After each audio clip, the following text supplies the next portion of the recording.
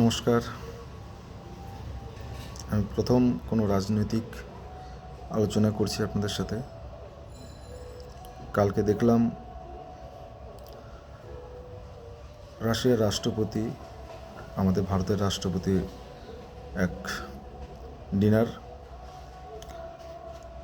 আমার যতটুক রাষ্ট্রবিজ্ঞানের সম্বন্ধে জানা আছে বা আমরা যতটুক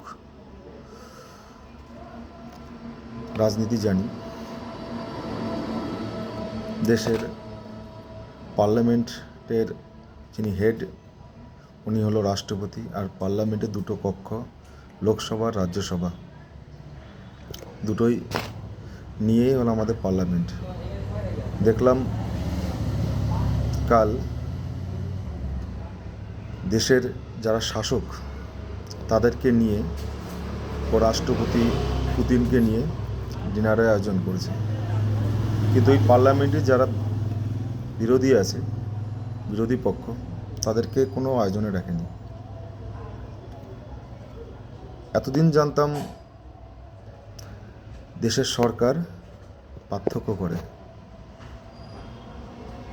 শাসক আর বিরোধীর মাঝে। দেখতে পাচ্ছি যে নির্বাচন চালায় সিইসি, জ্ঞানেশ কুমার বা আগে রাজীব কুমারও ছিল, ভেদভাব করে। কিন্তু কোনোদিন দেখিনি দেশের রাষ্ট্রপতি, রাজ্যসভা আর লোকসভার বিরোধী দলনেতারা ও শাসক দলের পক্ষে এইভাবে পার্থক্য হয়ে দেখেন। আমার যতটুকু ধারণা, দেশের প্রায় 37 থেকে 38% মানুষ শাসক দলকে ভোট দিয়ে তারা জিতিয়েছেন।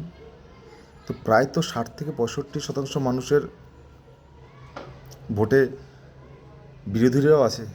সে হোক না তৃণমূলের আছে, কিন্তু সে তো বিরোধী দলনেতা, সমস্ত বিরোধী যারা আছে তাদের দলনেতা।